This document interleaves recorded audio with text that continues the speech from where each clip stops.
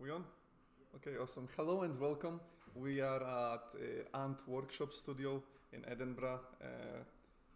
I'm Bartek and I'm here with Tony, who's the developer of one of the developers of the Dead End Job game, which is right behind us.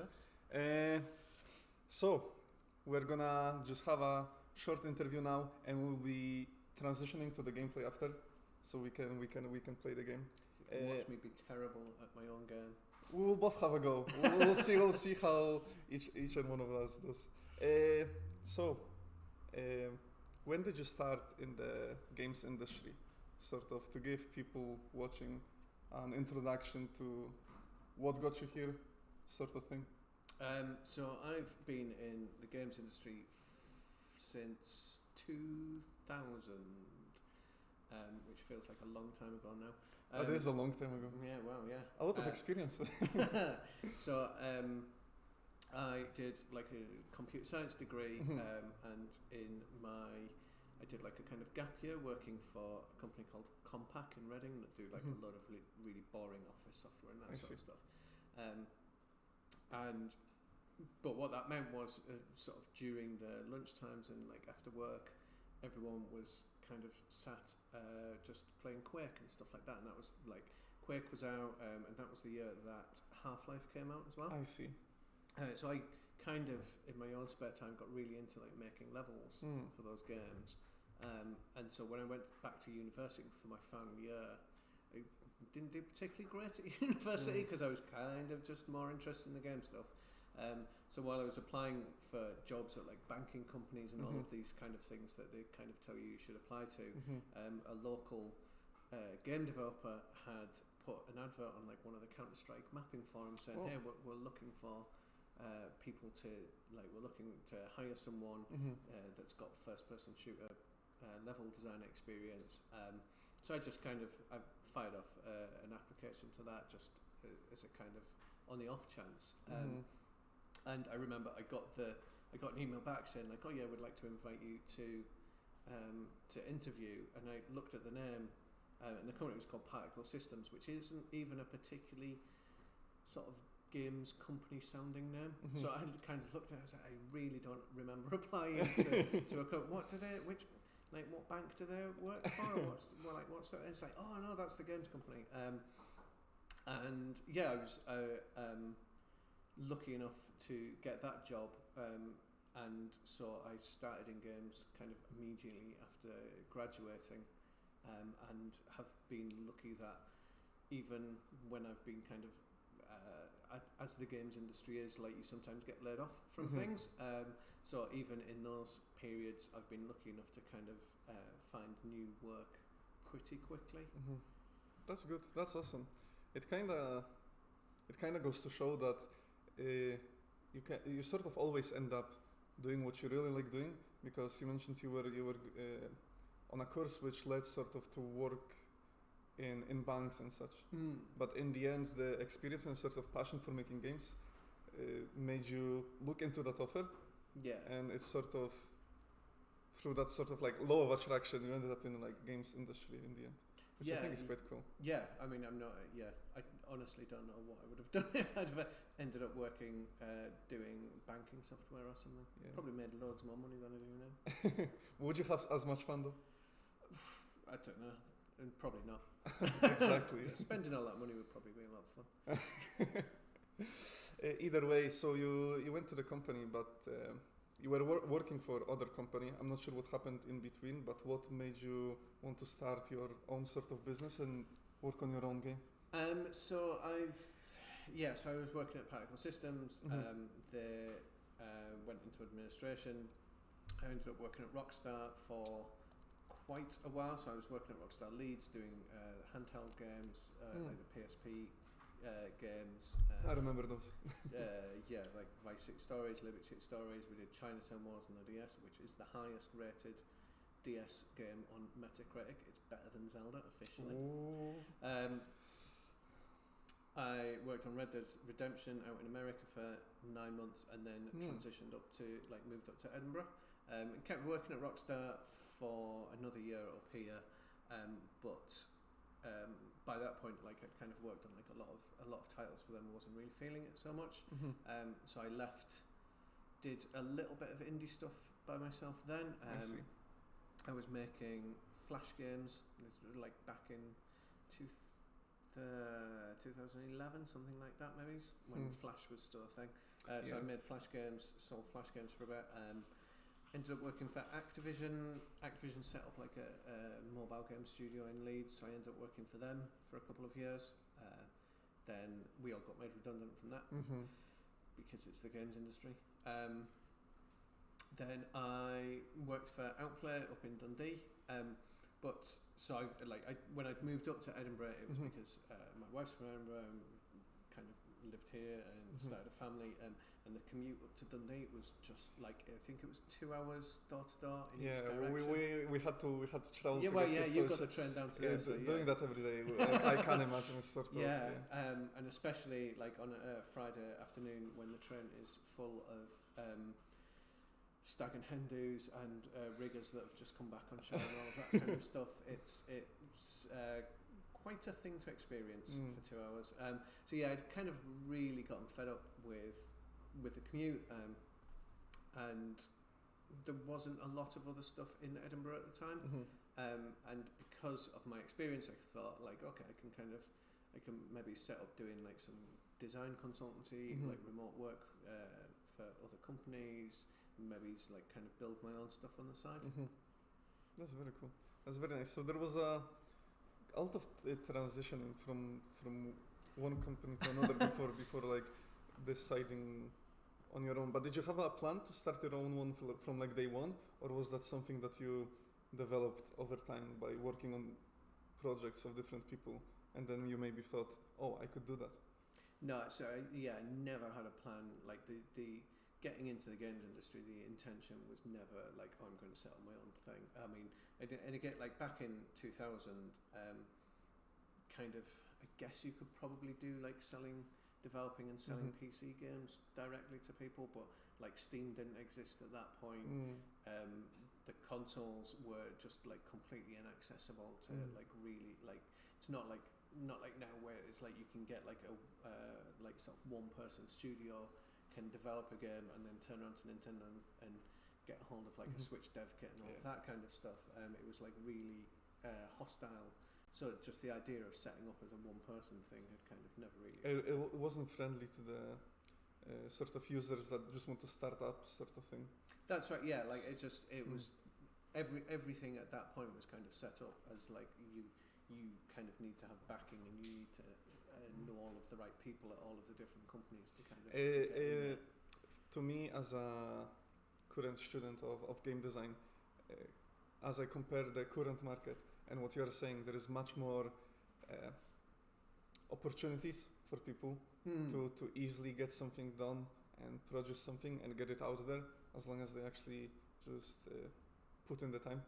That's it. Yeah, I mean it's like these days it's so much it's pretty trivial to get something on Steam. I think it costs like £30 or something, and it's like you don't even need to go through Greenlight or anything anymore. It's just that here's my 30 quid.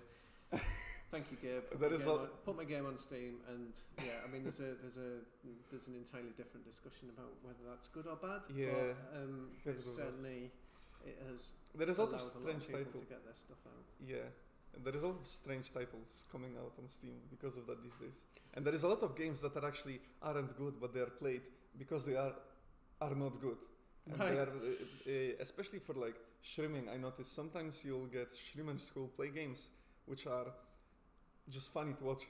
Yeah, just funny to watch, and viewers will intentionally want them to play the sort of the silly looking games, etc. But they have to be playable. Right. So there is a certain. So I should start making bad games to get streamers to play them. Is that the? No, funny games. Oh, okay.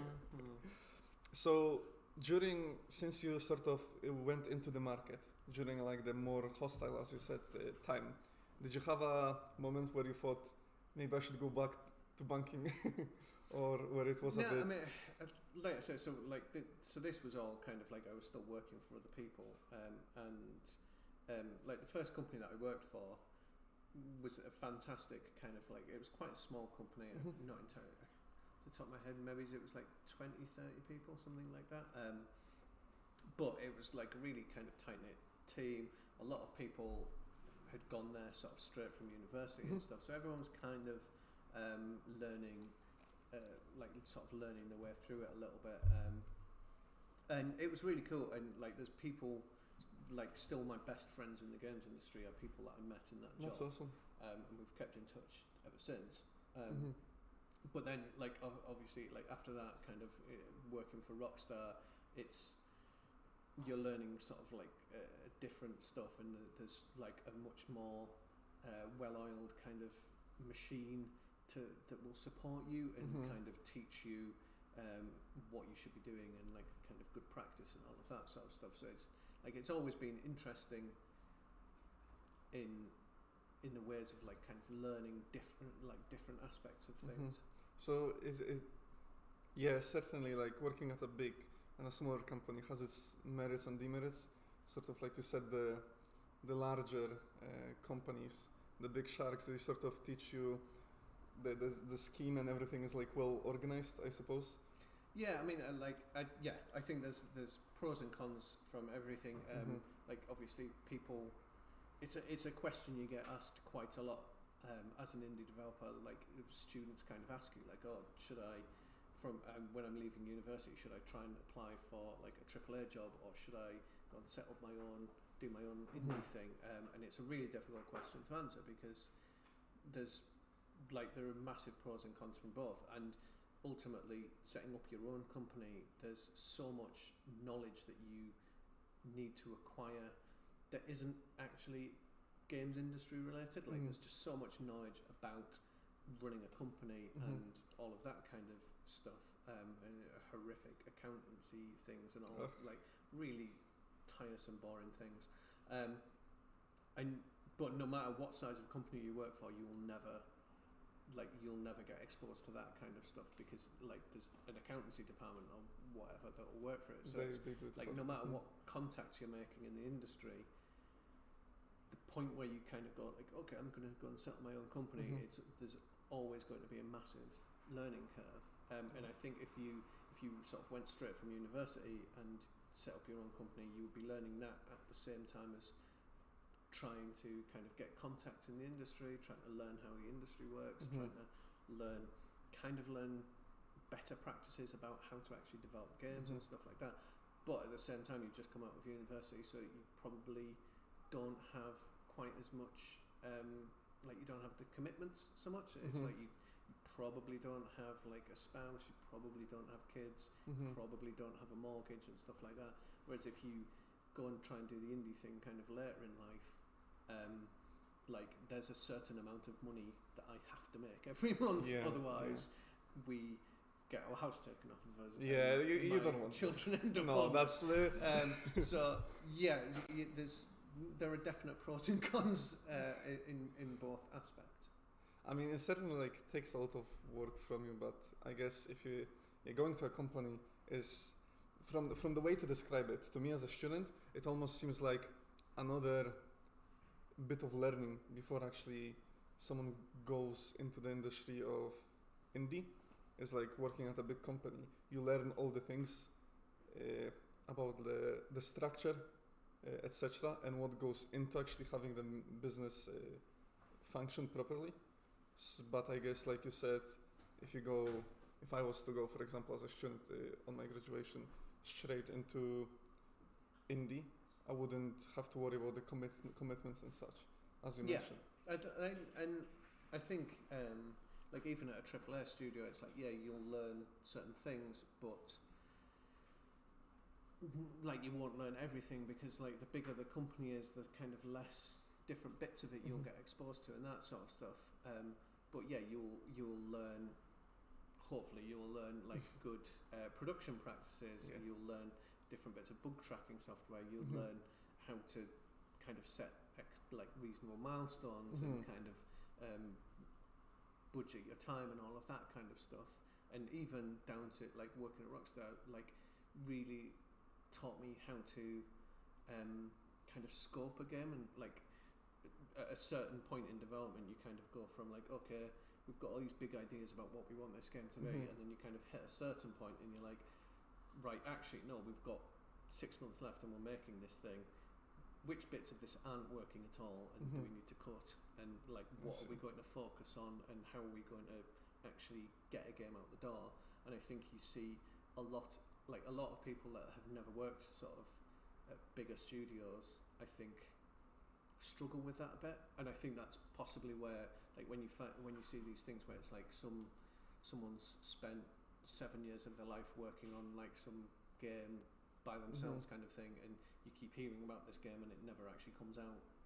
I think some of that is like those people could maybe do with like a little bit of that knowledge of of just how to produce something and how to release something.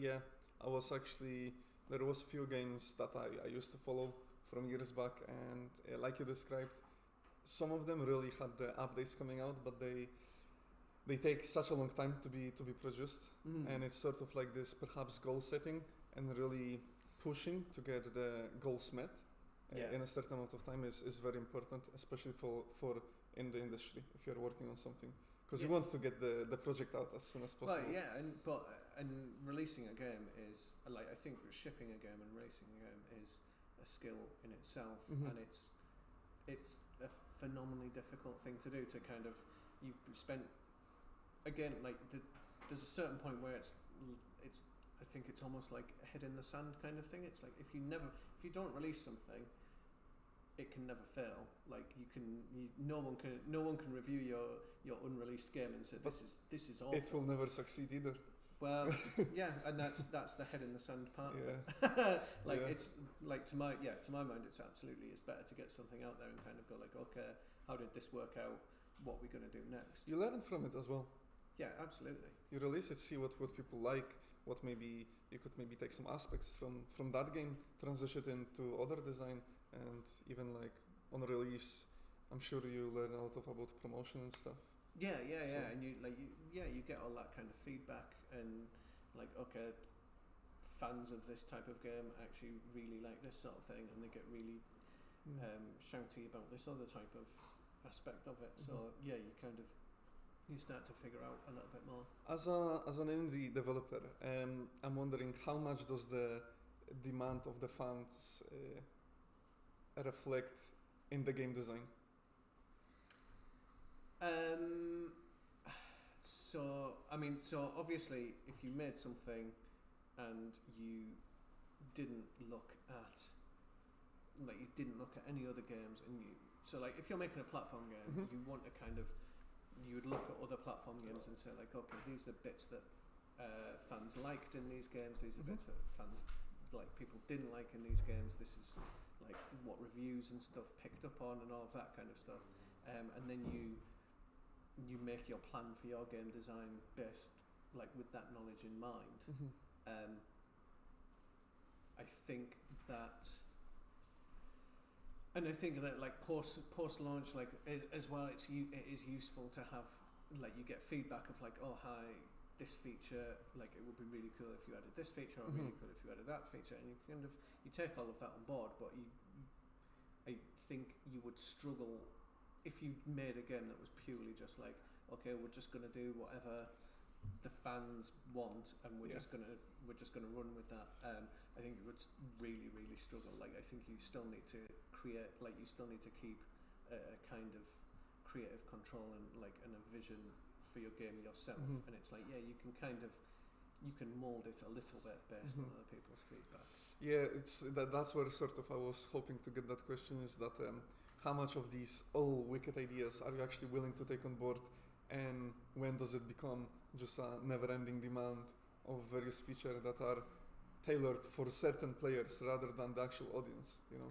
Yeah, I mean, I think that's, so we have never done like early access or something like that, and that is one of the things that really puts me off early access as a concept, is this idea that someone has spent money on your game before it's finished, and then they feel like they have a right to kind of demand things from you to be put in that game. and and if you don't listen to their demands, then they'll kick up a fuss and all this stuff. So, and I think that is one of the things that puts me off that kind of aspect. Yeah, I mean, early access as a player and like part of the just gaming community, I know that if a game is early access, community does like put a bit of the pressure on the company or on the creators, that because it's early access, they want the game to get better, and they feel like it's their money, they're helping them, and the game should be very much progressing. It's just like, what I'm trying to say is that adds another pressure onto the developers. Yeah, and I think so, and I think, and obviously there's, for some things I think early access has worked really well, like look at something like Subnautica or something like that. It did fantastically in early access because they also put like a lot of like kind of like analytical things and feedback things built into the game, and it's like, so at that point people are playing your game and you can see what in the game works and what in the game doesn't work, especially in something like Subnautica where it's like there are so many different kind of moving parts to the design and the balancing and stuff like that. Like a small team, like you could never really hope to, like if you were just trying to build that and then release it, you could never really hope to balance that like sort of by yourselves. But then in like game balance is kind of a difficult one to achieve. How do you? I'm just thinking about like how it works in terms of funding for developers, because early access could also be seen as this helpful hand for the developers to still be making money as they are still working on the game. And as long as I suppose the concept is good enough for the players to see future in it, they might invest. So it sort of could be a way of funding for the game as well.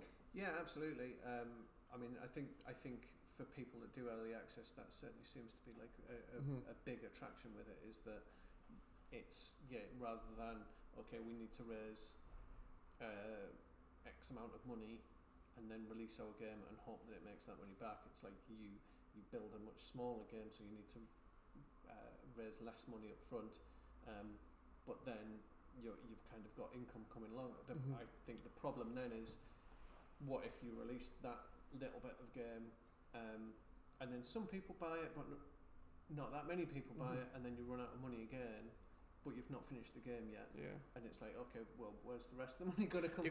You cannot depend on it, but it does help. Yeah. But I think if you can't depend on the money coming in, like if you don't know that budget is definitely there, so you can't depend on it, then I'm not sure that it does help. Because if you don't know that, like if you don't know that the budget's there, you can't plan to finish your development, and you can't scope a game around, okay, this is the budget that we've got. And I think this is the other, I think that there's in terms of budgeting, there's a bit of weirdness around, like, okay, so you look at something like Star Citizen, which isn't, I don't think it's early access, like they've just done like their crowdfunding and stuff like that. Yeah. And they said, okay, we have a vision for a game, and it's going to be this much game, and it's going to take this amount of money to make. Well, actually, they've made this amount of money, and then it's like, okay, so are you going to make this amount of game, or are you going to keep making that amount of game, and then all of this is profit? Because in a sort of more standard build a game, release a game kind of model, you go, well, this is our budget for the game, and then if that game happens to like absolutely blow up and sell masses, like millions and millions of copies, it's like, fantastic, we've got all this budget.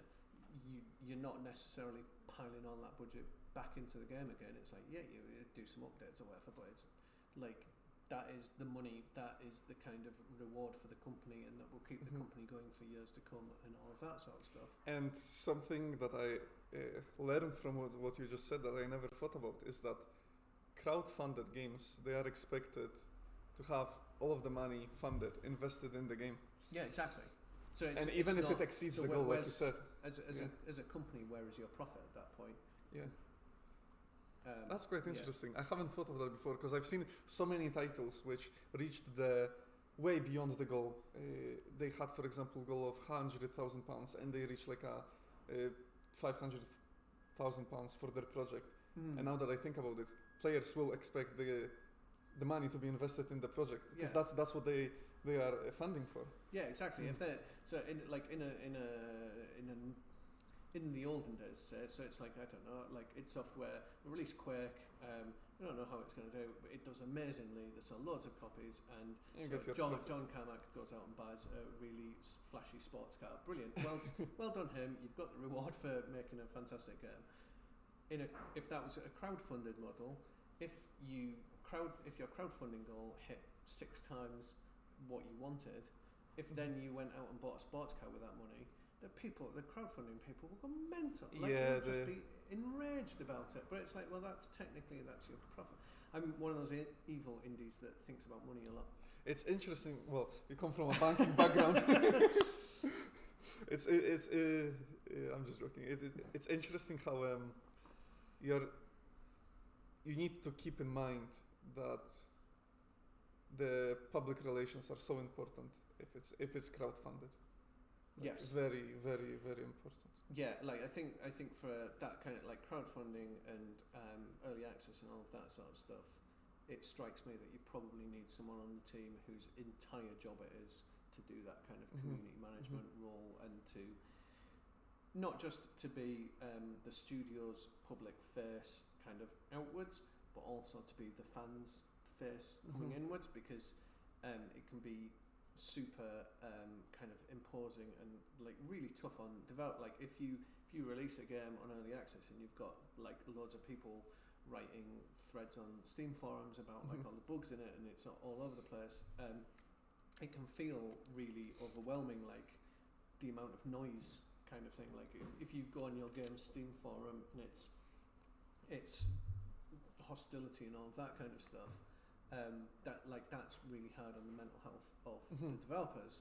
So like as a small team, you kind of want one person where it's like, okay, that would be their job to kind of go and take all of that stuff, look at that feedback, and then they will pass it onto and they will feed it back to the team, but in a kind of calmer way, rather than people typing it all in caps lock and all of that sort of stuff. Well, that takes me to the next question, which is when did you secure the funding from UK Games Fund, and the sort of that process? Well, so we got so for Dead End Job we were in round 4. We were successful in round 4, which was early to mid 2018.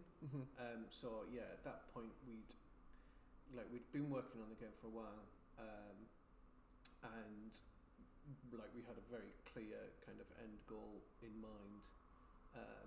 So yeah, it wasn't our first go at UK Games Fund. We didn't get through on round 3. UK Games Fund.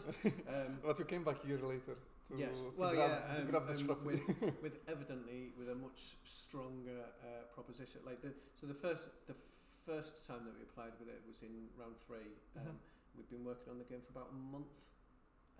When the deadline for videos and all of that kind of stuff went in, so I think we hadn't quite gotten all of our ducks in a row about like kind of, okay, this is what the budget's going to be and this is how we're actually going to do all of this. And I think possibly like as a company, our plan wasn't quite as well formed as it was by the time we went back. We'd started doing work for hire and like console porting and all of this kind of stuff, and I think we just generally had a better chance of survivability and of the project actually coming out. I think that it certainly seems to be like a big thing for the Games Fund, and especially like this year I noticed that there's a lot more focus on it as well, of the fund is 25 grand if you get all the way through. That's great. That is not enough money to make a game. How are you going to make the rest of that game? Where's the rest of that money going to come from? What are you going to do if that doesn't happen, and all of that kind of stuff. And I think that when we reapplied, like in round 4, just generally we had all of that kind of stuff was much better laid out. I see. So you sort of kept that in mind for the next round. Would you say the experience from the round 3 onwards to round 4, like did round 3 help you sort of understand what you need to prepare in terms of like learning experience? How was that? A little bit. Sorry, Kirsty, I'm going to say no. Not really. Unfortunately, so I mean, one of the things with the UK Games Fund is obviously they get so many applications that it's the feedback that you get. Like if you don't succeed, the feedback that you get is not very specific at all, and it certainly like the feedback we got from round 3 was kind of there's each person on that panel that's judging that might have different ideas about why your thing is good or bad. So some of and you just get all of that as one done. In fact, I'm not even sure whether they give feedback anymore. I see. But yeah, like I say, it was more. But that you came back year after with improvements. Yeah, well, I mean, which got you to the funding. We'd been working on the game for like an extra kind of year by that point. We'd done a lot of stuff where we'd taken it to like EGX, we'd taken it to Res, we'd taken it to Insomnia, like we'd taken it to loads of little kind of like free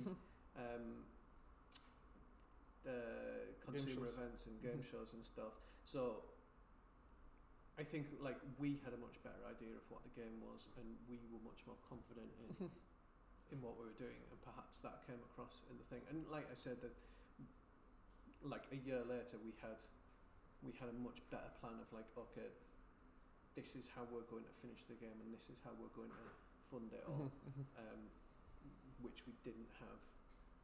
To like the first time that we applied, it was very much great. We're going to use this money, and we can use investment that we've had, and we can look for a publisher. Whereas the second time it was like, okay, no, we're going to use this money, and we've got revenue coming in from this, and we're doing this, and we're doing this. So this much better plan. Yeah. So how did the funding affect your company, like both morally and sort of, what did it allow you to do? Include more features in the game because you acquired the funding? What sort of effect did it have on your companies? Yeah, so to your first point, in terms of like the sort of morale, it feels fantastic because it is someone external to the game team basically turning around going, yeah, this is really cool. This seems like it's a good idea, and we're willing to kind of get involved with that. In terms of like what the money kind of provided to us, yeah, it was basically kind of allowed us to not have to cut stuff out of the game. By the sort of second half of the game's development, at certain points the money was a little bit more of a struggle. So to have that UK Games Fund stuff meant that, for example, things like the intro sequence, which is something that I always had in my head of like, I really want this to have like this animated cartoon style intro sequence. Which we're gonna play after the interview, just for anyone who missed. And like it's fantastic. I absolutely adore it. Like I still love watching it. It's great. It has some good music as well. Can't wait to see it again. It's a guy called Will Morton, who's also based in Scotland, wrote the music. There you have. A guy called Xavier Nelson wrote the lyrics for it. Both fantastic people. But like, so we were developing the game, and it was like, okay, if we hadn't have got a games fund, we wouldn't have had the money to get someone else to make that intro movie, because it's not super expensive, but it's still reasonably expensive. And if it came down to it, it was a thing between like, oh, do we have this intro movie, or do we have this feature in the game? An extra level in the game, or like an extra 2 months of an artist making new enemies. Those are hard decisions, because you're never sure which one is going to make more impact. sort of thing. Which one will help your game be the game? You know. Yeah. The sort of the title. You still don't know whether you made the problem is you never know at the end of the day whether you made the right decision or not. Yeah. So you just have to release it. Wing it. Yeah. Release it. See what happens. Indie devs, if you got amazing games, don't hide them in the drawer for 20 years. So how did you build up your business up from there? Sort of from ever since you got the funding, because now we're in a quite the amazing studio, quite nice and cozy in Edinburgh. So, like I said, I'm quite a bit of a money focused indie. We always had sort of backup plans. Like, so even when I started the company, I was doing consultancy at the same time as we were building the first game, Binaries, and through all of that, for example, with Dead End Job, we were fairly early on. We were pitching that to people, and we pitched it to Nintendo in 2017, and they'd said, "Yeah, this is really cool. We're not going to publish it because obviously it's really similar to Luigi's Mansion, which is like a Nintendo first party IP, so that's kind of understandable. But they said, yeah, we really love to have this on Switch, so we'll get you hooked up as a Switch developer. And the Switch had only been out for about 3 months at that point, and people a lot of people were really struggling to kind of to find out how to get involved with that. So we got a Switch dev kit. We ported our first game. Like I realised like Dead End Job would take quite a while to make, so we ported our first game, Binaries, across the Switch. That went quite well. So then I thought like, okay, this is potentially a way that we can get some extra money into the company by doing kind of work for hire for like other indies, kind of taking their smallish kind of games and porting them across to Switch. And we ended up in 2018 we released we were involved in 5 different Switch ports for other people, alongside developing Dead End Job. And again, all of that money kind of goes into the company and helps kind of build the game and kind of helps you grow along a little bit. And then because of doing that work, we'd been approached by some people who said like, okay, do you want to? We've got a slightly bigger job of doing some console porting. Do you want to do that? Yes, obviously, yes, please. Thank you very much. So we did that, and kind of taking that contract on as well meant that we were in a position where we can kind of look to expand a bit, and because this was one of the things I think, and especially so like we kind of got like we got an Apple Arcade as well, which was like another really nice little event for the game, and all of these kind of things. You can either take all of like the money that you're getting from game sales and all of that sort of stuff, and you could go, this is fine, thank you, we'll just keep kind of trucking on and doing what we're doing. Like I could have kept Ant Workshop as a one-man company at that point, and kind of keep just going like, okay, we'll just keep using freelancers, we'll keep doing what we're doing, we'll keep it at this scale. Or you can kind of go like, okay, we've had an opportunity here. This is a good time to kind of shoot for the stars a little bit and start to kind of grow it and see, like, if we've been able to achieve this as just a one-person company, what about if we have 3 people? What about if we've got more people? Like, and start to build it up there. And that is why we are now in an office. It has a nice and tall ceiling, which is pretty handy for harnessing. That's what you get in Edinburgh. It's really classy ceilings, which no one on the stream can see, but it's very nice. The ceiling is great. You can't see it. You probably will not see it. Get Kirsty to take a photo of the ceiling. You might see it on the UK Games Fund. You might see it on the UK Games Fund Twitter, so you can follow that to check out some Edinburgh ceiling later. It's good stuff. So it's quite the adventure from ever since you got the funding. It was quite the a long time since then.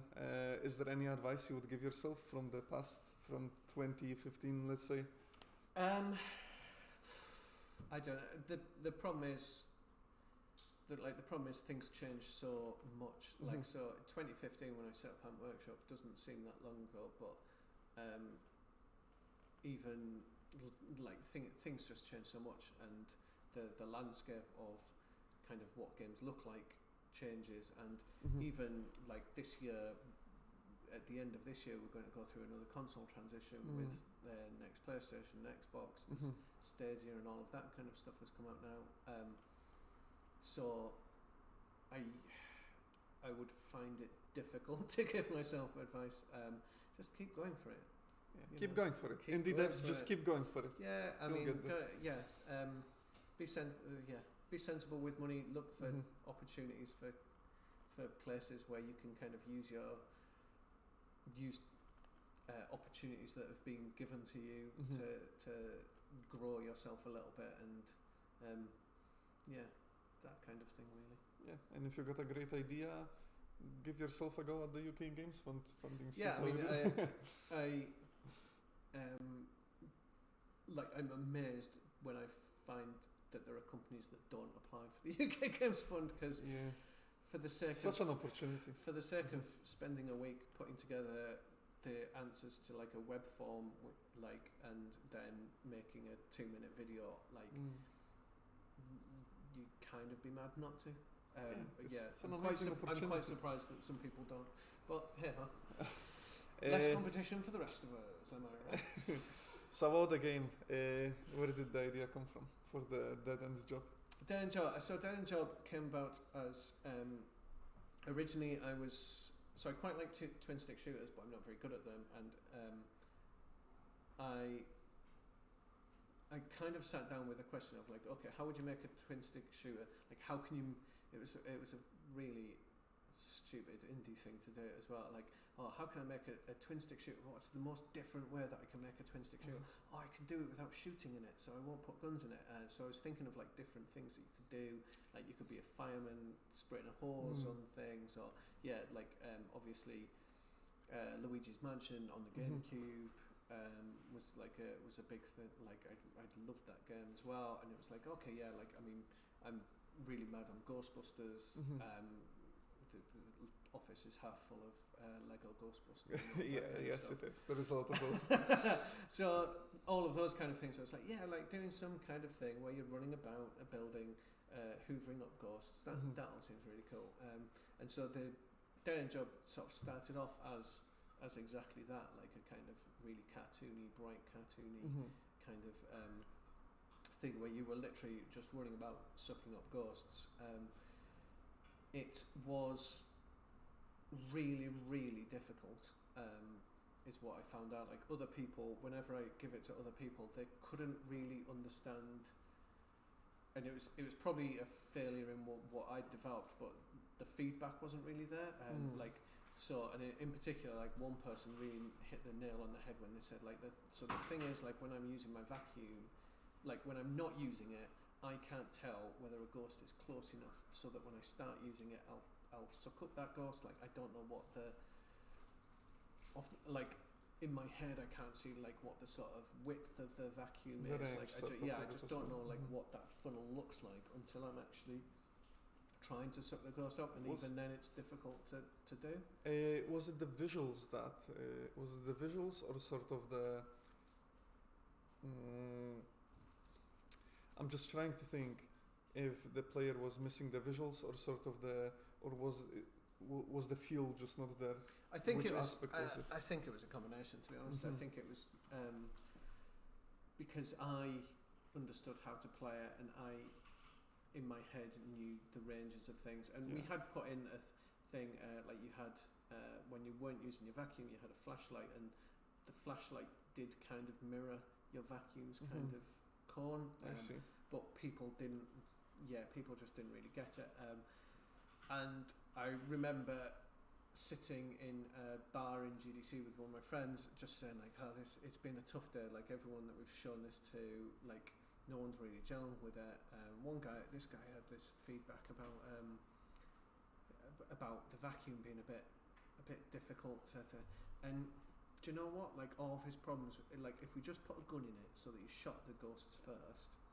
So the beauty of guns is like because you can see like if you're doing like a cartoony kind of gun where it's like you can see the bullets or whatever. It's like you can see how far your bullets are going. You can see where they're like what the kind of spread is. Yeah. All of this kind of stuff like. This is what I discovered is the reason that guns are in so many games is because like they're really quite they make a lot of things a bit simpler and yeah so it like I think it took a day to basically retool it to put the guns in so it's like you shoot the ghosts until they kind of get stunned and then you can suck them up and it immediately clicked and it immediately made it just a lot more fun and then we took it to EGX Resd and then we found that there were loads of different problems with the game as well, which was quite a challenge sitting down on that weekend. To be fair, from players' point of view, that to me seems like a huge breaking point for the game and the gameplay. The fact that you included the shooting and made it a feature of like you got these two steps that you have to follow to get rid of the enemy, and it makes it like the core gameplay. Yeah, I mean, it like in the end it. Like I think there's, in terms of a twin stick shooter, it still stands apart from a lot of other twin stick shooters because you've got to get close to the enemies to finish them off and like suck them into your vacuum. You can't just kind of stand at the other end of the level, kind of sniping away at enemies. You've got to kind of shoot them a bit and then kind of rush in. And if they're all in like a bit of a group and stuff, it's still quite dangerous. So it does still. Like I'm still happy with how it turned out. Like it still stands apart, and it feels the rhythm of it feels different to other twin stick shooters. I think so. One great thing about it, from my point of view, which viewers will see soon enough, who will be playing the game. Don't worry. The visuals. I think the visuals and the animations. It's quite fluid, and it's just. I really like that. But before we continue with that, I wanted to ask you about the best and worst experiences in making the game. Like you can be very specific, like maybe the one bug that couldn't get out of the game or this amazing feature that you developed. I don't know, man. So yeah, I mean there was a lot of, like I said, that first time that we kind of took it to GDC, nobody got it. That was really tough. And again, like we took it the first time we took it to EGX Resd. So the game actually used to play almost like something like Streets of Rage, like or Golden Axe or something like that. It used to play like that. So the player character was always sort of side on, and you couldn't attack directly up and down. What a transition to what it is now. Pardon? Quite the transition to what the game is like now. No one got that at all. Like we took it to EGX, and what we found was that because of the amazing cartoony artwork, which is by a guy called Joe Blakeston, who's a fantastic freelancer, and you should snap him up, by the way. But because of like this cartoony art style, and we'd get people coming over to the stand that'd seen the sort of the artwork on the booth, and they'd come across and go like, oh, Dead End Job, that's a funny name. Like, I love the art style. It really reminds me of sort of Saturday morning cartoons. Like, yes, thank you very much. It's attention. And then they go, what is it? And you've got like, oh, it's a bit like Ghostbusters, and they go, oh, brilliant, yeah, I want to play. And then a lot of the time we'd find that these are people that hadn't played twin stick shooters before. So some of them were really struggling just with the core idea of you're moving with one stick and you're shooting, like aiming with the other stick. But pretty much everyone found it frustrating that you couldn't shoot straight up or down, and that you so at the time, like the idea was that you'll move around so that you're kind of on a vertical level next to the enemies. But yeah, it's one of those things with the feedback where if enough people struggle with it, you've got to ask yourself, like, is it am I wrong, or is it the children that are wrong? And it's how much of this is like I'm convinced that my own artistic integrity is like my vision is correct, versus am I just going to end up having to if I'm having to explain this to everybody, and if this one aspect of it is kind of slightly getting in the way of everyone having a good time, is it worth sticking with that, or should we kind of accept that actually we're in the wrong on this one? So yeah, that weekend at EGX Res, where so anytime that you take something to a consumer show as well, I tend to find like every consumer show is too long. Anything that's 4-day ones are horrific. That is way too long. 3-day ones are just slightly too long. Everything should just be 2 days. Just like weekend. Yeah, but if you, because on the thing is, you take your game to like a consumer show, the first day that you've got your demo at a consumer show, you will see every bug that exists in that, and you'll get every valuable piece of feedback about, like, enough people will play it in the first day that, like, you'll be like, okay, we see that. The second day, you'll just be looking at, you'll see all those bugs that you saw on the first day, you'll see them all again, and it'll just kill you a little bit inside. The third day, it will be the same again, and like by the fourth day, you're just like willing everyone to leave and the whole thing to shut down. But yeah, like it's, and especially like if you, like that first time that we took Dead End Job to a show where it's like there is something fundamental in the game that you realise, like, okay, we need to change this bit of it, and you realise that on the first day. But I'm also a firm believer in, like, I won't update demos halfway through a show. Like sometimes you see teams where it's like they're struggling away, like really trying to like fix bugs and kind of change things for it.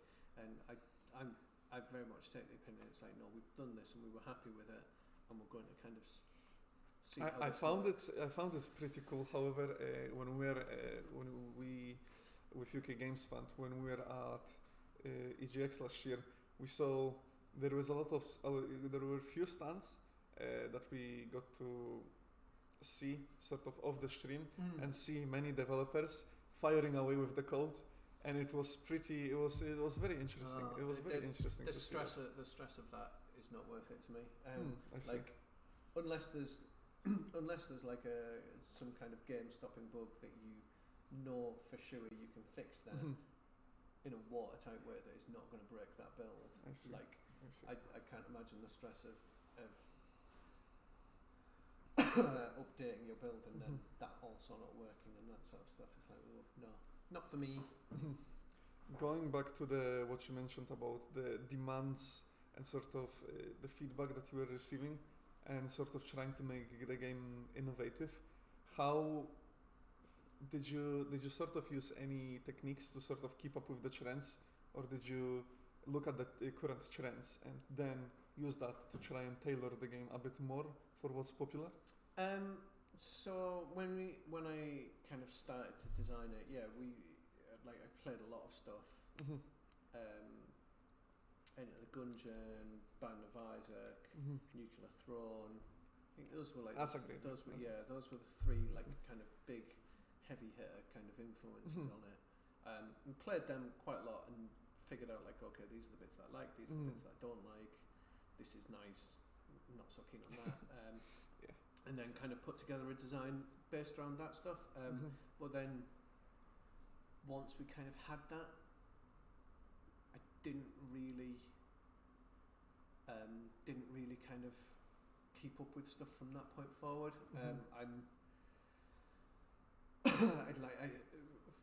For myself, once we've started working on something and once I know what features I want to be in the game sort of thing, I kind of cut myself off from playing other similar things, because some of it is self-preservation, because can you imagine if you were working on something and then you were 3 months away from finishing it and releasing it, and then someone said, hey, there's this awesome new game that's in the same genre as your thing, and you played it and it basically did all of the same stuff as your game but better. Like, it would just kill you, absolutely destroy you. So some of it is that sort of self-preservation, but also some of it is, like I said, there's just this idea of kind of cutting down on that scope creep and kind of the feature creep and that sort of thing, and just wanting to be like, no, we're cool with this. And if you if we're playing it and it's not working and there's an element that needs to change, that's fine. But yeah, like the idea of playing something else and going, no, we need to do that. I mean, I know it happens at a lot of AAA companies where it's like they'll be working on their big AAA open world game or whatever, and then Uncharted 4 comes out and it's got this amazing tech for when you're falling down like a cliff side, and like it's generating all like little particles of rocks and stuff, and it just looks and feels amazing. And then like you'll get someone from high up in the company going, I was playing Uncharted 4 over the weekend, and now you need to fit this tech into your schedule somewhere because our game doesn't have this, and it needs to have this now to be competitive. But I think that's quite a AAA thing. It almost creates like a meta in games of what's popular and what isn't, and there is just different versions of very similar concepts. Yeah. Technically. Did you get involved with Apple over the course of your games development? So the Apple Arcade stuff came about through our publisher, Head Up, who are fantastic guys. It's a great company based in Germany. And shortly before Apple Arcade was announced to the public, they'd approached our publisher about it and kind of they'd said like, look, we think Dead End Job would be really nice on Apple Arcade. Do you agree? Would you like to put your game on there? And again, we said yes, please. And that is probably all that I can say about that, to be honest. That's great. As simple as. There are some very big contracts involved in that, and yeah, I'm going to err on the side of not upsetting any lawyers. As for the, we are coming back to the advice for other indie game developers. You described the entire process quite quickly, but any advice if people want to get involved with such big companies like Apple, if they want to put their games out there, you know? Unfortunately, like I said, so all of our contact with Apple went through our publishers, so I don't have, like I've had other people kind of asking us like, oh hey, who do I need to send an email to at Apple to pitch my game? And it's like, would be strange if you refer them to your publisher. Yeah, and like I don't know, like Apple approached us, so I don't, I have no experience of pitching for Apple Arcade at all, I'm afraid. Reach out to publishers then. Yeah, I mean, I'm sure there's plenty of publishers out there that know what to do. Yeah. Just looking at the to-do list. We discussed like the sort of innovating the games. How about trying to break into the industry? Any like sort of amazing tips that you would say, do this and it will give you a huge boost coming in? Well, again, top secrets of the again, it's tough because I've been in games for 20 years. When I got started in games, Twitter didn't exist. I probably probably through the first couple of companies I worked at, it wasn't until towards the end of my time working at Rockstar that I started to be a bit more public facing. In fact, like, because Rockstar is, again, it's very like a very sort of insular company. Certainly at the time they weren't keen on this stuff, kind of going out and doing talks and all of that sort of stuff. And the industry was much different, so so it is. I don't know. Like, I guess if I was starting out now, I would probably. I think Twitter would be my kind of go-to thing of sort of follow various games industry people and interact with them sort of respectfully. I mean, this is a like people that don't kind of reply to you at all. Like obviously you don't see them at all. Then you get some people that will reply to your stuff and they kind of people find tone a bit difficult to get on social media. So it's like, and like I'll see it with on other people's accounts as well, where it's like people who, like, I will make jokes to my friends that if you weren't their friend would be like they would get offended by you sort of saying that stuff to them. But I think sometimes people see like, oh, these other people, like these other developers are saying this to this developer, so maybe if I take the same approach, then they'll like, then that will make them think, oh, this person must be a cool developer.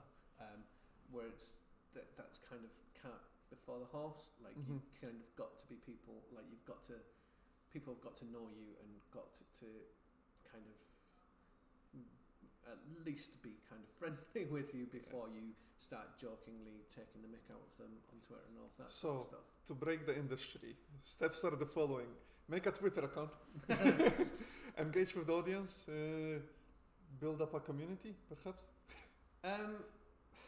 I mean, yeah, like I'm putting it into a very simple concept. I mean, I don't know how you like. Yeah, I'm not sure how you would build up a community.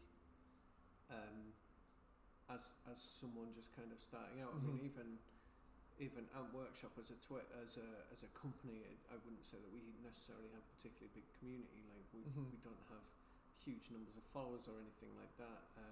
I don't have masses. Like I'm not a big indie superstar on Twitter. You got my follower ever since recently, so oh, thanks, man. That's one more.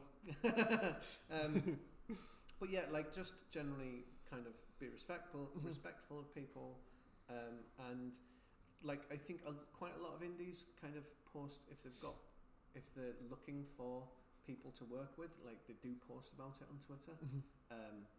So just kind of like if you've been someone that is not being horrific on Twitter, then when a job posting comes up and you apply for it and like you write a half decent application and stuff like that, I think that would probably be if you are wanting to get into that sort of like freelance stroke indie kind of stuff. I mean, like if you're wanting to do AAA stuff, I assume that still going through like recruiters or going through like direct job applications for junior roles and stuff like that is the way to do that stuff. Many companies actually, because as a student I constantly look and research internships and sort of look into many opportunities as a game design student, and I actually discovered that there is a lot of Twitter accounts that are actually made for careers accounts. Oh, okay. So they actually post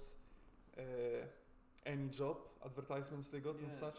So yeah, that's actually Twitter is the way to go. Seems like it.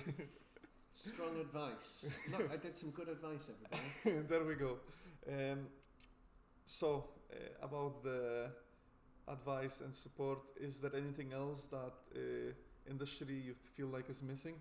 Something that you would be happy to see more of in terms of funding, opportunities, engagement with businesses?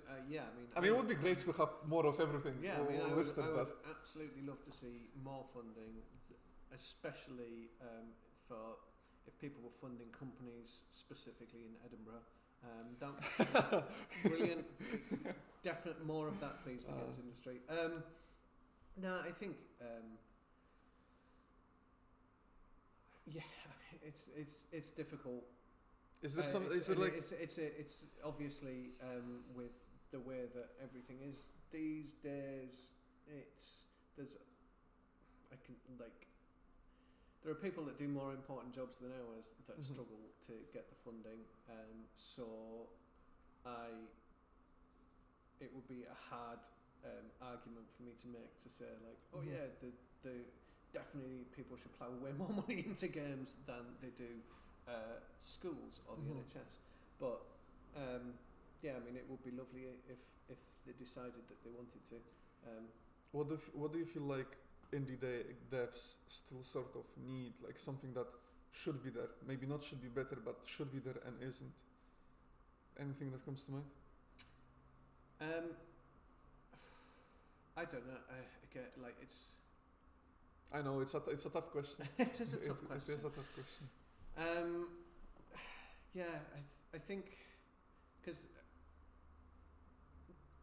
I think maybe transparency with things like so there's still a lot of stuff where transparency with sales figures and stuff like that is quite tough, and oftentimes the people that are sharing things, it's because they've been successful, so you don't necessarily have that kind of knowledge. There's a fantastic thing, the team Superhot team, I can't remember which one.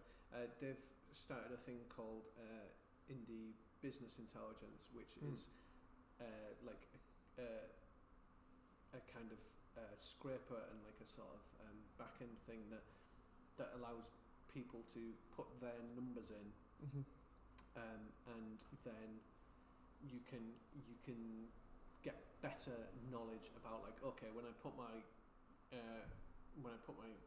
game on sale, it did this amount of extra sales and all of this kind of stuff, and just things laid out, like it lays things out like in a much kind of clearer way where you can kind of plot different projects against each other and that sort of stuff. And I think there's probably, I think it's probably like indie dev as a whole still feels like we're all very much winging it, and we're all very much kind of like, there's some people who've really got their act together and I have a lot of respect for, but a lot of us are still kind of still trying to find our feet and trying to figure out exactly how all of different things fit together. But it's cool. Like I mean it's a difficult one for me to say because I quite enjoy my job, and we've through a combination of luck and perseverance and privilege have had some fantastic that's a good list. Have had some fantastic opportunities, and we're doing all right now. So yeah, I don't know. I'm probably not the right person to ask. I mean, it's such a how to improve the indie games industry. It's still such a young market. I'm sure in the future there will be much easier to understand how to go about things, because like you said, going into the industry there is a lot of question marks that pop up if you want to be an indie dev, and especially if you want to start your own company. As you mentioned before, there is so much knowledge that goes into it apart from just games design and games development, to start it off.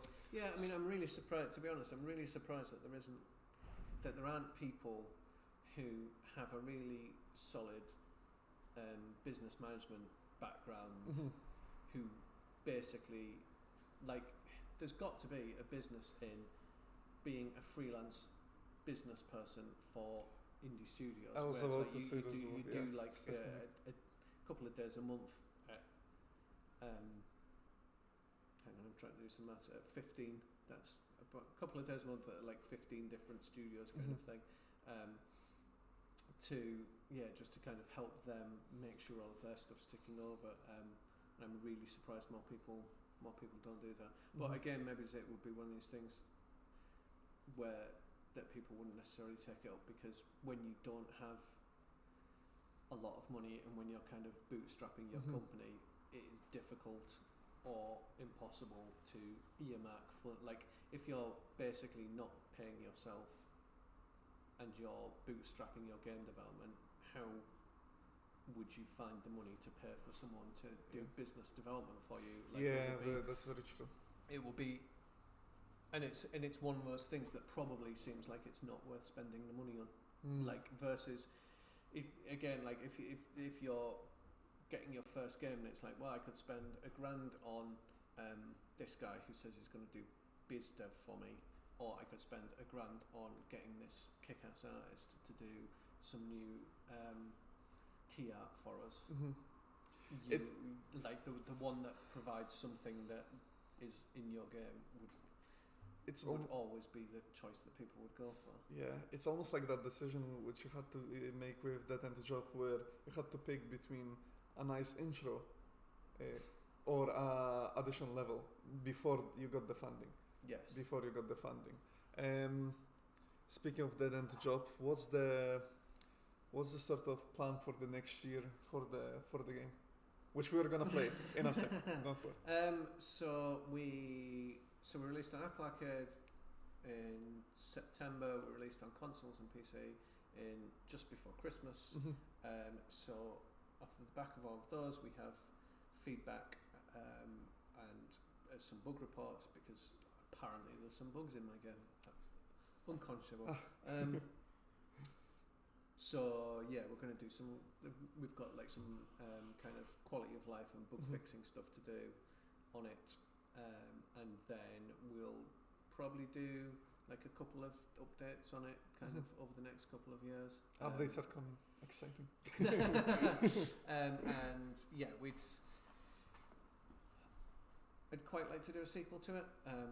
We'll have to see how all of that works out. I know what the sequel would be. We've got some lovely concept art for certain bits of the sequel. But yeah, again, it comes down to, can we get the people and can we get the money? Probably, can we get the money, then can we get the people? I see. Would we ever see the concepts out on the Twitter or somewhere? Maybe it's at some point in the future. The future? Not for a while. Okay. Right. If you follow Ant Workshop, the Twitter is within our UK Games Fund stream title. If you follow them there, you might be able to see some concept art in the future, which would be cool. And speaking of Ant Workshop, what's the plan for the next 3 years? What's in store for the? That's a big question. For the studio. We are staffing up a bit. So, like you said, last year we went from being a one-man studio to being 2 people. We've got another person joining us next week. We're currently looking for an artist and a sort of QA stroke junior producer type person. We'll keep kind of staffing up. We are doing quite a bit of work for hire, again, like console porting and that sort of stuff, and developing some original IPs like alongside that. Next 3 years. I mean, next 3 years, big plans. Big plans. Yeah, well, big plans. Going to take over the world, man. Very nice. Why not? The entire world will just be one big ant workshop. Yes. I'm going to buy an actual ant farm for the office at some point. Oh, that would be fancy. Yes, I really want one. I had the very first job that I had. I bought an ant farm for it and kept it in the office. And if it breaks, though, that's quite the. Oh, it doesn't need to break. The ants. Do they just I've never told anyone this. The ants escaped. That's so. That's news. Yeah, the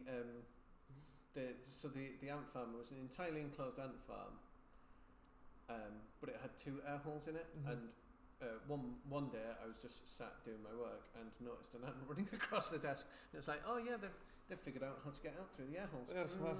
That's an issue. The teamwork did it. So the company ran out of money and we all got laid off a few months later, which I'm not saying was if you get a new ant farm, it would be it would be very cool if you name if you get a few ants and each one of them has a name based on the game characters.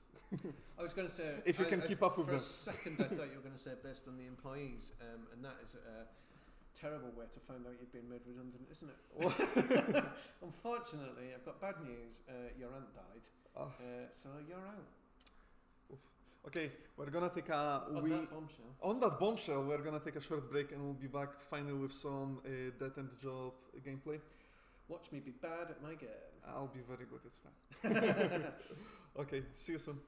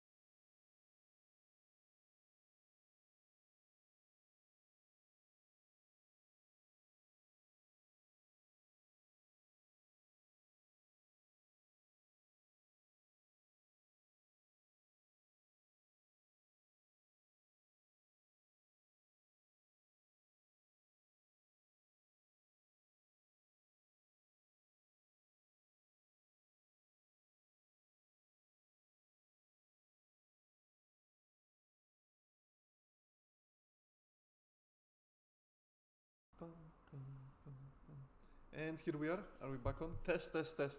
We are back. We are back with some gameplay. So now this is gonna be the very fun part of the stream where we both have a go at the dead end job. Yep. Which is very much contrary to the game design edition. I really like the animations. They are very fluid. There was a very great job done on that. Yeah, like I said, it's a lad called Joe Blakeson, who's, I believe he's currently available for freelance work. He's fantastic. I see. So if you press start, there is our test subject and another test subject, but we are gonna go with a new save. New game. And let's give our character a name. Let's call it UK. Oh, UK Games. Right now, I'm mostly just terrified that we're going to hit some random bug that I've never seen before. No. That is exactly the sort of thing that would happen. Really? No, we will not. Continue. Having a look at the trailer. Everyone loves the trailer. It's great. It's very good.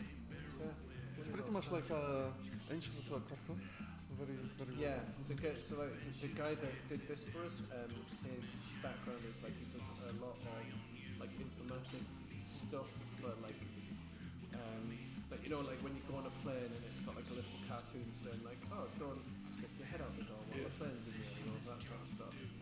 He usually does all of those kind of things. Like things for like banks telling you how to that your investment is all going to get lost and all of that sort of stuff. So he was really excited to work on something that is more interesting. There is a humongous fly, which is called Beryl.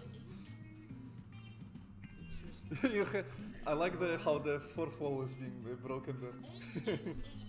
Yeah, so again, that was one of the things kind of going into it was things like SpongeBob and stuff like that, where like it's very self-aware and they have like these kind of talking to the camera and all that kind of stuff. I see. That's great. So here we are presented with our office per se, quite abandoned. We got options and we got our job map. Assistant with a cup of tea. We're getting some cups of tea. So at the moment this is the only level we can access, I suppose. Yes, it's a tutorial. Ooh. Every game's got to have one. Of course. Who's going first? I mean, I know what to do. So okay, I would love to have a go at the game. I would love to have a go at the game. So here we are. Job has started. I got my HP. Oh, I got my HP. I got my overheat meter. It's looking good. The running animation is quite smooth as well. It's very cool. So there is my exit. I'm meant to just go to the exit. I was worried I'm gonna get out of the level if I go there. Shoot goes over and over and over and over again until they can't make it anymore. Okay, let's do that then. Yes, you've stunned one of the nasty little gits. Now use your vacuum to catch it. Let's catch it. Family friendly, didn't affect their age rating. You can use the red git. Oh, was I meant to shoot this guy? Okay. Catch all the ghosts in a room to free these idiots. Well, let's free the silly guy who got caught up. Oh! It's alright, it's a tutorial. I you see. cannot die during the tutorial. Very nice, very nice. What I'm really enjoying is the HP bar above the enemy.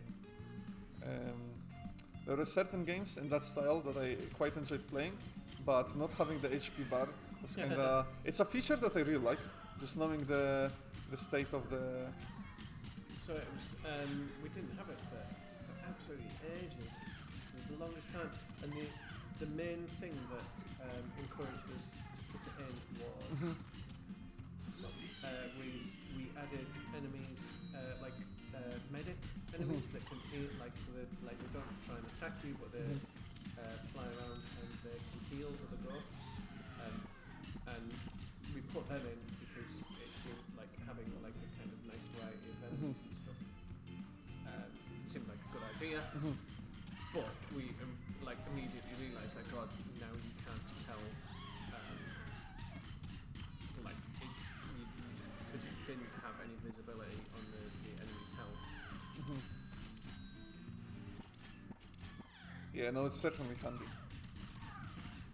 It's very smooth to play, very intuitive as well. Like I didn't have to think about what I have to press, etc. to start the game. What is this? No, find out. Use whatever stuff you can find lying around. It will usually do something good, but occasionally bad. Right. So I press Q to use it. Yeah. This one. Well, you kind of missed This one. anything. This was an experiment. It's okay. Fine. Look, there's a burger there. You can use that. You've lost some health. So Very handy. Very handy. Nice green 3 years old burger kills me. What's the story behind the theme of the game? To go with this. Apart from more about like the visuals, and the sort of this. So the kind of cartoony art style all came about from. Well, it came about because I kind of didn't know exactly what I wanted it to look like, but I knew that I didn't want it to be pixel art because when I was saying before that I played a lot of Enter Gungeon and Nuclear Throne and Bind the Isaac. They're all pixel art. So I kind of wanted to make sure that Dead End Job kind of stood out in some way from that. I see. So having something that was like bright and very colourful and most particularly not pixel art was the kind of idea to get away from that. I see. But like in terms of like the sort of theme of the game where you're this kind of almost like a pest controller but for ghosts. I mean it's absolute pure Ghostbusters. Ripped off Ghostbusters. So here I'm presented with a screen, and I suppose I can. Yeah, so when employee bonus.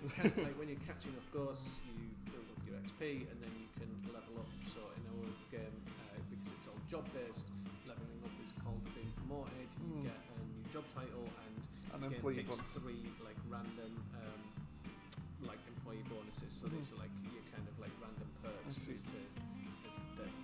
you always get one that kind of affects Hector himself, one that affects his weapon, and then there's like a kind of random one. I see. They're all. For example, smash and grab is always quite fun because that basically means that whenever you clear all the ghosts out of a room, all of the scenery in the room will explode. That's gonna be fun. Okay, Yeah. we are definitely going with that. Let's see. Also, I'm noticing a lot of influence from the sort of. You mentioned how you were a very business-focused developer. A lot of that is sort of influenced within the game. Actually, I'm not sure if you have realized it, but it's very much sort of. Certainly in the way that I give all my stuff really trivial, demeaning job titles. Go through that door on the right there. There's a rocket launcher in there. Get the rocket launcher.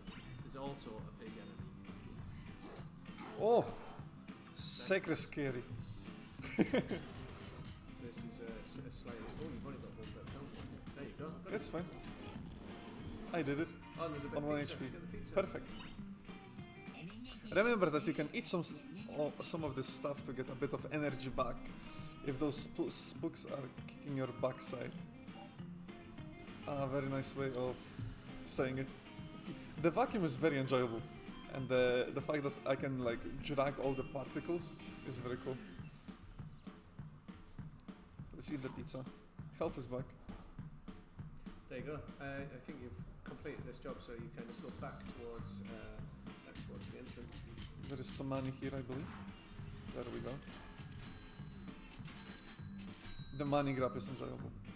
So I go back in here. Yes. Yeah, that's it. Back in the elevator. Job done. 9 to 5. 9 to 5. There is so many job and business jobs. So in true business indie business style, I'm also because we've got a new staff member starting on Monday. I'm arranging for a new key for the office, so that she's got key. The office manager has just come in, leaned over, said, "Here's new key. I'm just going to test it out," and I think she's just locked us all into the office. Well, the test complete. So if we start screaming, or if anyone on the stream sees a fire behind us, do a tweet or something. Tweet the fire brigade. Maybe they.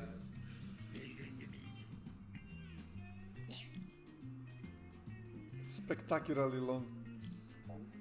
That was Xavier Nelson's terrible pun work.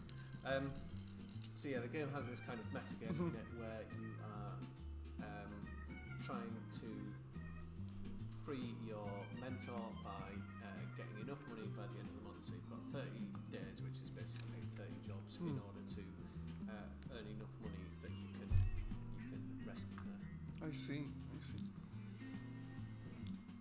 That's very cool. There is incentive. There is very clear incentive. This is my favorite. This is my favorite little scene in the game. Let's see.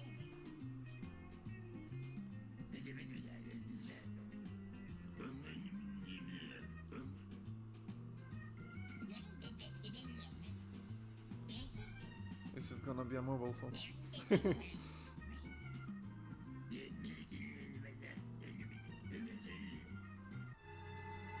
Oh, big spook.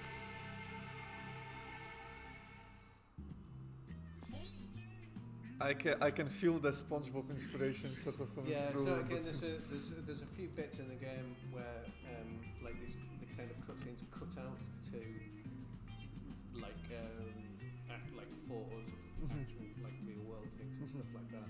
Because again, that kind of I don't know what you call it. Like it's that kind of like mixed material sort of stuff. It's very fresh to see. Sort of, you don't expect it because Yeah. you have so.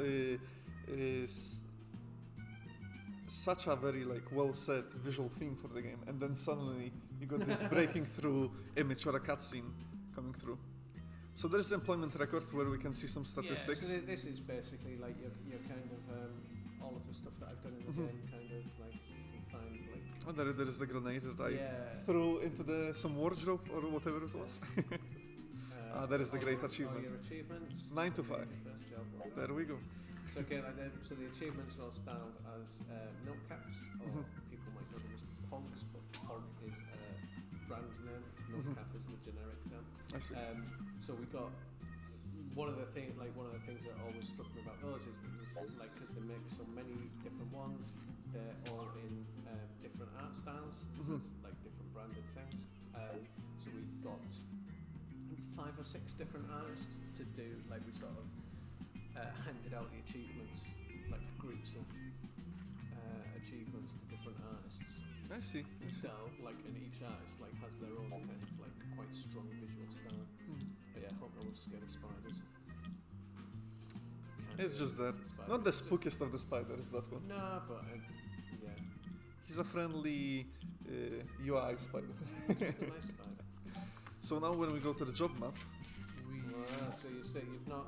Because you've not earned enough money to unlock the next bit there, you're still a bit off. But so I'm still gonna be exploring this area. Yes. Does it affect the levels that are generated? Yeah, so the game's procedure generated. You kind of get different enemies, different layouts. It's Look, my hearts. Different like kind of levels of like the ghosts are kind of like have different amounts of health and stuff. I see. Depending on how deep into the drop they are.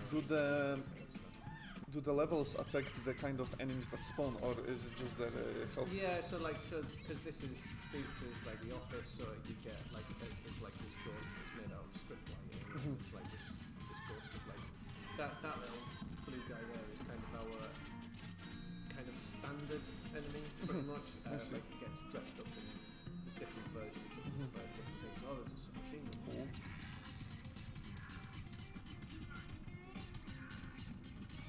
See some funky snail. Yeah, you need to be careful of him. Like, also all that slime slows you down when you're walking in. Does it deal damage? No. It doesn't do damage, but it slows you down, I which see. can be quite. Okay, let's try the machine gun. There we go. Nice. Are about to die. Go and get it. Suck 'em up. Oh. See, so if you leave an enemy dazed for too long, it gets angry. It regenerates all of its health, and then kind of comes back sped up a little bit. Oh, so close. Right, we got it. We got that one. Nice. Got 1 HP. Had to happen sometime. The animation though of the death is demoted. So I think the animation of like when you die and Hector's bone wobbling was in like I think we got that into the game within like the first month, and it's always one of the core features was it's so as soon as wobbling rear I side. think it might have been Joe's idea. As soon as you put it in, it was just like, yeah, that's fantastic. We've got to keep that in forever. I mean, it's funny. Yeah, it's good. See, in every game you have to test what happens if you die. Here we got the result yeah, so you get that a little cutscene of the dead end job.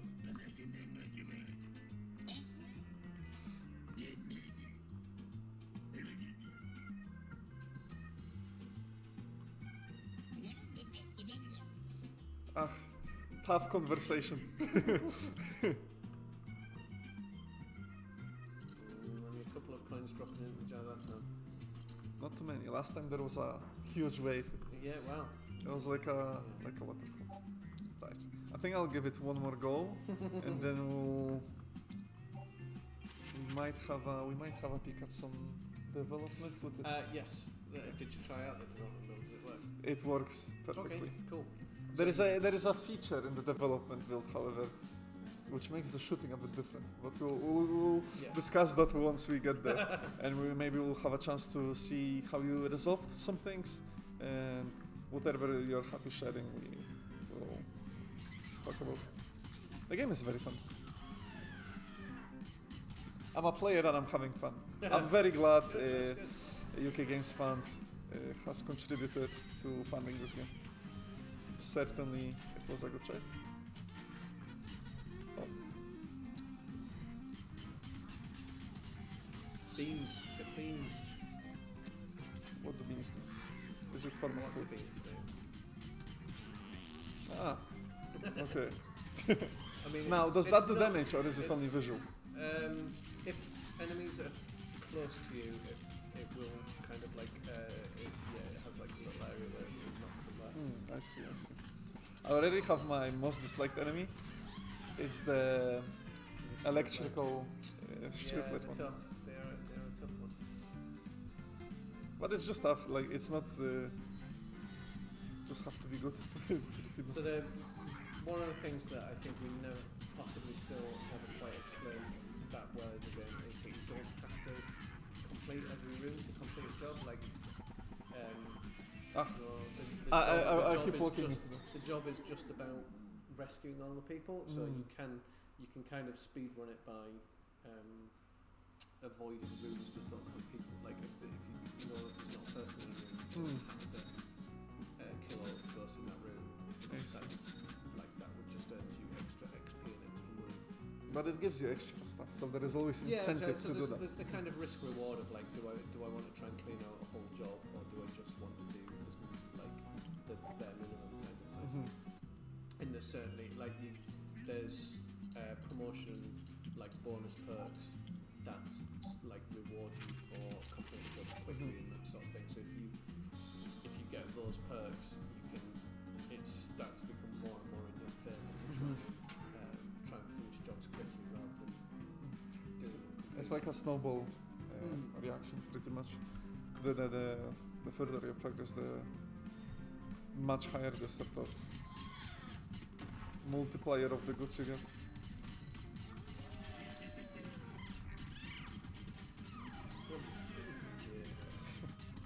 Getting better at it. Overheating reminds me of Halo. Okay. There was one weapon which I quite liked, but it used to overheat. It just reminded me of that. So, like, because we've got the overheating in it, because it never felt like it really made sense to have like a kind of camo count. But then we also didn't want. But if you go and get that ice pack there, if you use the ice pack, that will freeze your. Speaking of overheating, that freezes your thing. Oh, so that's you've great. essentially, like, while that. Just as we mentioned it. While that item's on, you've got infinite power. That's great. And we got a machine. There we go. Oh, Nice. very nice. There we go. Citizen rescue. Ah, the second is scary. Okay. She might demote us.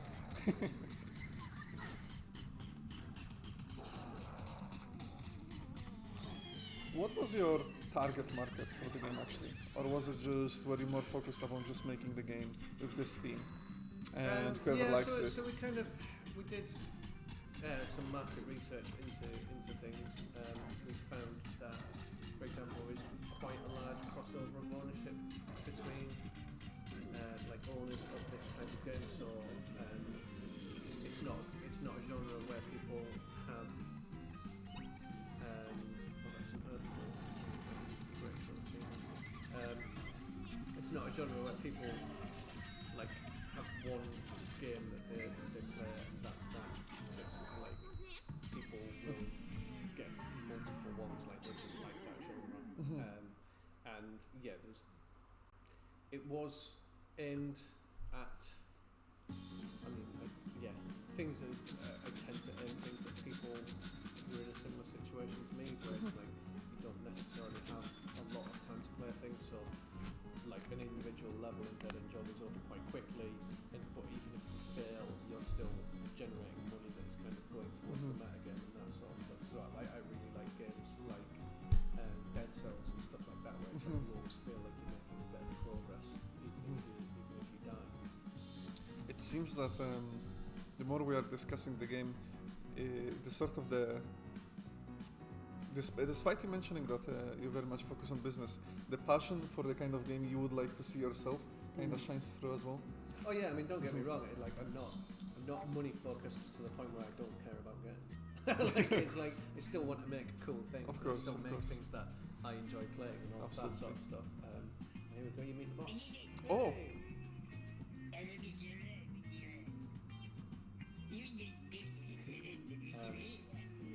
I mean, yeah, one thing that changed for UK Games Fund, I'm just reading what the characters are saying with the UK Games Fund nickname. But yeah, I just wanted to mention that this sort of streams will be, there is a high chance that it will be happening in next few months, where we are going to be going around studios. And Ant Workshop has the pleasure of being the first. Number one, baby. Woo! Yeah. Get to see other people's offices and whether they have such nice content. Probably not. We'll Does see. Leamington Spa have nice content? I don't think so. Right. I like the sound of the coins going into the jar. However, I could sit here and play it for like quite a long while. It's very enjoyable. It's this kind of game that I would certainly play it to like wind down, just play some music in the background and just have a great time. Just sit down and play. Do we move on to the version? Yeah, let's go for that. So this, so we've also got. Do you want to fire it up while I? Yeah, absolutely. Maybe tell people where they can buy the game and. So you can buy Dead End Job, or if you go to www.playdeadendjob.com, there are links to loads of different stores there. So it's on Steam, it's on Xbox, it's on PlayStation, it's on Switch, and it's also on Apple Arcade. So there's loads of different places. So this is a development version of the game. This is from around the same time that we applied to round 4 of UK Games Fund. So this is the state that the game was in when we successfully applied to UK Games Fund. So this is the build that got you the funding at the Well, I mean, you don't send them a bill, but this is certainly this is the version like that we recorded, like all the footage that's in there that was in our video and all of that kind of stuff was taken from this version, or roughly this version. It might not have been this exact one. I can't remember when we did it. I see. Well, let's fire it up. Yeah. Let's go. It might be horrific, and there may be a load of bugs in it. We will go with one here. Ooh. Oh, do you know? Oh, the first one works. Yeah, so... It takes us straight to the screen where we select a job. Yes. Did it skip anything? No, this was kind of like a year before the game was finished. So like all of the office, so for the longest time this was the only bit of this, like this was the only thing, and then you would have like the handbook and all of that kind of thing would be in buttons down the side. Then our UI, I think one week our UI has kind of just sat down and said like, look, the problem is none of this is kind of fit together, and we were already planning on having this office background that we can use for like the kind of animated cutscenes and stuff like that. So how about we kind of get the entire thing kind of framed around that office? That was Sierra Dodds, who did a fantastic job on all of the UI stuff as well. So so that was the point where we kind of like decided like, okay, we're going to change this and move it over. And originally rather than the jobs, so in the final game you've got the jobs are sort of split up by zone, and at this point you didn't have that. It was just jobs would randomly pick like a kind of scenery and a background. And look, I said that I don't think that there is anything other than the office in this, because that was the first environment that we made. So I think at this point that was the only one that we had in the game. I see. I would try an easy job rather than a hard job. Absolutely. Which one do you recommend? Well, it's all procedure. It doesn't really matter. Both are actually rescue office workers. Yeah, I mean it's procedure generated, so it's again. Right. I think at this point that was all just. So the feature that we discovered as we were testing the game, we discovered that with the mouse in this build, you cannot actually shoot with the mouse. So yes, we may have put so the game, because we were developing the game right from the start, we knew that we were going to release it on consoles. So very early on, like I think we were just like we got it working with a controller, and all the UI works with a controller and stuff like that. And I think actually the mouse and keyboard support came in a lot later on. I see. It hence the reason, because currently it's quite weird, but it turns your keyboard almost to like a controller, because you control your character with WSD, you aim with the arrows, but you shoot with the space. It's a new concept to me. Now, did this build have the sort of Hoover weapon per se? Yes. Oh, it does. Shift. Okay, right. There you go. I'm very glad I picked an easy one. Okay. This keyword setup would require a lot of practice, I would say. Okay. I'll do my best. So we didn't have the full tutorial then. We didn't have you'll notice that version of the Sacred Scary isn't much different. Isn't themed as well. Like I was about to say on the release of the game, the characters are much more personality in them, you know? Yeah, and now you've got on this version as well, the enemies don't have health bars. Yeah. So I'm so glad you have included health bars in the game. This must be before we put medics in as well. As a player, I'm gonna say thank you for including the health bars. I'm a huge fan of the health bars in games. It's just because I think, to me as the player, if there is a health bar on top of the enemy, I'm getting a response from the game that I'm interacting with its HP, rather than just character going, I got hit, you know? Yeah. I'm getting a clear visual, and for the UI as well, I think it's a step in the right direction, at least for me. No, you get I massively agree. So much more personality in the new build. You will also be pleased to know that your enemy that you hate isn't in this version, because that went in the enemy that's like the strip lighting. I see. He's not his. That I think that was one of the last enemies that we added. It's a very good enemy. Enemies like that you remember, and even though they are annoying, it's a good enemy. If that makes sense. Yes, I understand what you're saying. No. There is a silver spoon. Use that anger and rescue rangers. Okay. I can't remember what those I'll try this one. There you go. So that was the other thing as well. Like, so in this version, just like when you fill up your XP bar in the top left there, you automatically get promoted. Like, I see. You don't get to choose when to do it. So in the final version, you put it on a button press because, again, what we were finding was people like you'd be in the middle of fighting a bunch of ghosts and all of a sudden you'd get promoted. Just happens to me as well. Yeah, you'd get promoted and it would be kind of out of nowhere and you'd just be like, what's happened? Yeah, I'm pretty sure I had that reaction as well because it came out of nowhere and for a while we had an idea as well, which I mean again, like when we end up doing updates we might go back to it, but the idea that you could use your promotion almost as a weapon. So for a long time there was this idea that if you didn't use your promotion and you kept catching ghosts, you'd kind of like almost overcharge your promotion bar, and then like you'd be able to get a perk where it's like if you when you get promoted, like when you choose to get promoted, it might knock enemies back, but if you massively overcharged your XP bar, like it would deal damage to things and you could use it more offensively. I see. Oh, that's a good one.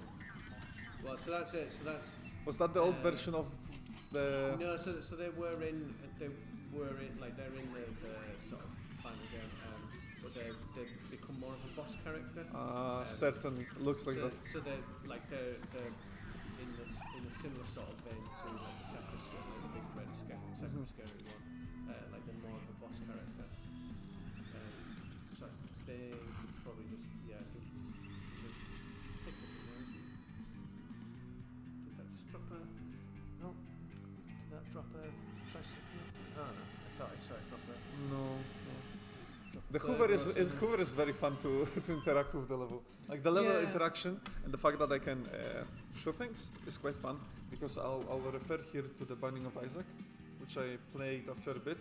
In there, you need a certain items to be able to interact with sort of the environment. Whereas here, I can destroy things and they drop stuff. So there is a lot of. Yeah. I like that the game is responding to my actions and it's not just idle. For example, there is no idle desk here. I can actually affect it, Well, so again, like in very initial versions of the game, we didn't have like the scenery destruction and being able to shoot things and then setting on fire and stuff like that. That went in after we've been working on it for about half a year or something. Like so again, like the initial versions of it that we talk. Oh, so we've got this demoted thing. Hector's got a cigar there that he doesn't have in the final version of the game. Oh, so big Easter egg. Well, again, like we got to a certain point, and then I started looking at age ratings, and it's like, if we have tobacco use in the game, it immediately pumps the age rating of the game up for the sake of that the main character has a cigar in his mouth that you barely ever see, and that's one of those situations where I'm willing to put the creative impetus to one side and just go right for the sake of. We can see like the beginning of the office being created. Yeah. Here. So again, at the original sort of metagame, rather than having that kind of calendar month where you're trying to rescue Beryl, it had this kind of employee of the week thing where there was the idea that there are you're just one of the employees at Gulbigon, and these AI employees at the same time are trying to earn money, and everyone is kind of competing to see who can be the employee of the week. So you're having you've got, I think you had 14 jobs to try and kind of top that leaderboard so that you'd get some kind of prize. I see. That would be like a sort of persistent reward. Well, at this moment, George is ahead of us, but we'll catch up to George one day. So it actually, it clears it from the map. No, it actually moves it around. Yeah, I mean, again, like the layout of the jobs and all that sort of stuff, because it's procedure generated. There's no real rhyme or reason to that. Everything is just kind of thrown in, and certainly on this version. So, I like to call this build as the fun winning build. So for the fun winning build, I noticed that a lot of focus. I'm not sure if it was intended, but a lot of focus went into what the game is meant to be, and features such as sort of I mean, UI is still there, but it's not as polished in this version as it is in the final one. Yeah, so we had. Yeah, I think again we focused pretty hard, pretty quickly on getting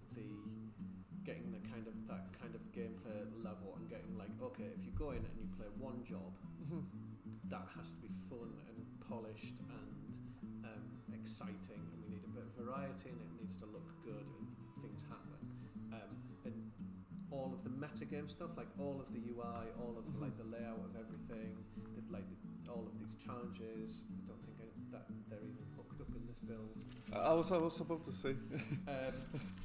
Like all of that kind of stuff was like once the rest of the game is well on its way and we know what we're doing, we'll do this stuff.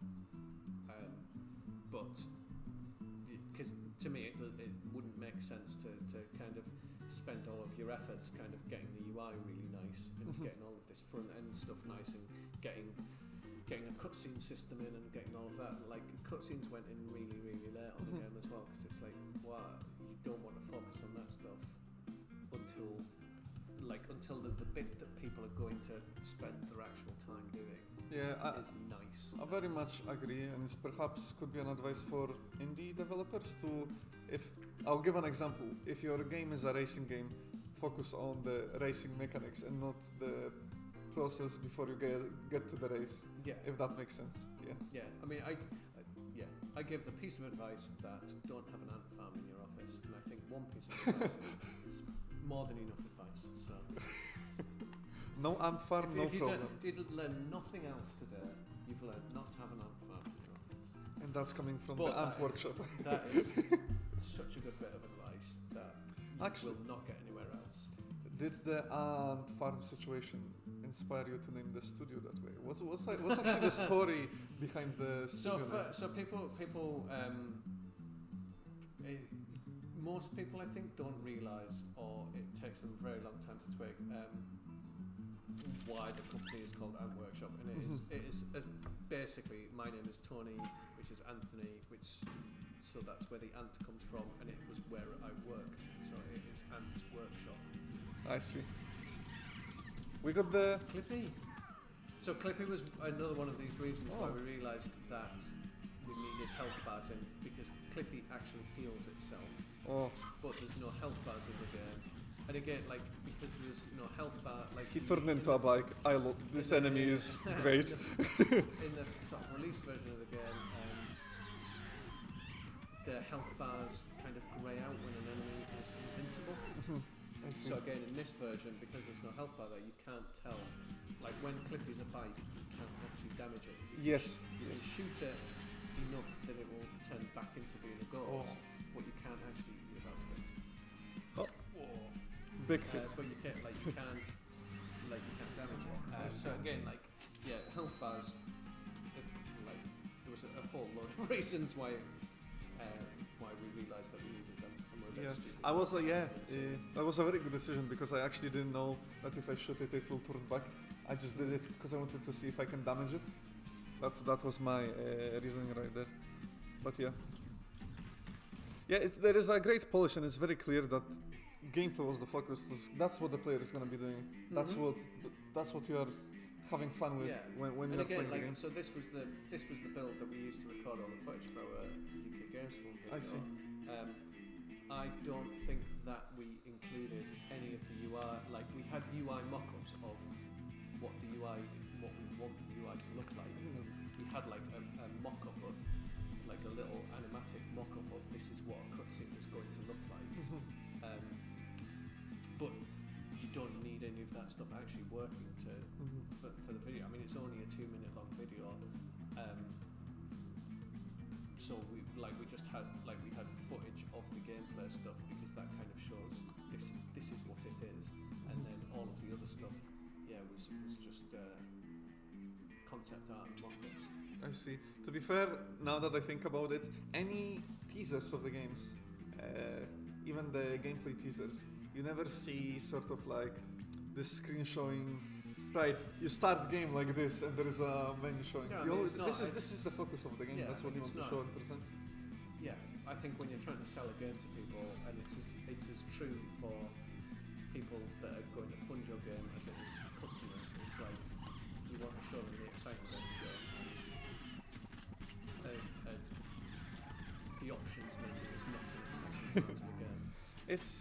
Unless you've got a really awesome options menu. It's like part of it. If you're trying to sell the house, you'll not be focusing on how to enter it or the door itself, but you'll be focusing on how fast the broadband is. That is the only thing that matters when you're buying a house. Okay. How many bedrooms has it got? It doesn't matter. We can all squeeze in.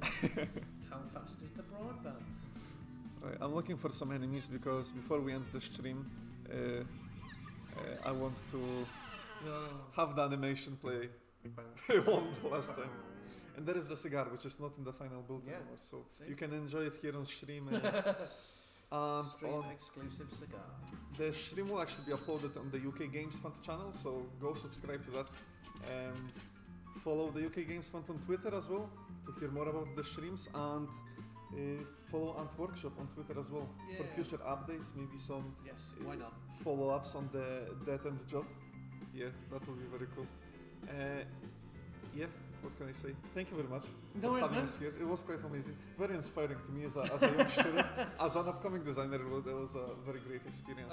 I joke about it. I thought that some of my babbling has been at least useful in some part to some. No, certainly. I learned quite a bit, and in the future I'll make sure I keep in mind the business side of things. Because I had another game developer actually mention that to me, so it's an important lesson. And what's the other thing that you need to keep in mind? The business side of things, and also don't have an ant fan in your face. There we go. And on that, we are gonna just play the trailer for the last time, and we'll see you guys in the future weeks. Take care. Yes, we need to. There's only one mouse. There is only it's one a very mouse. complicated technical setup. Okay, now we wait. Bye bye.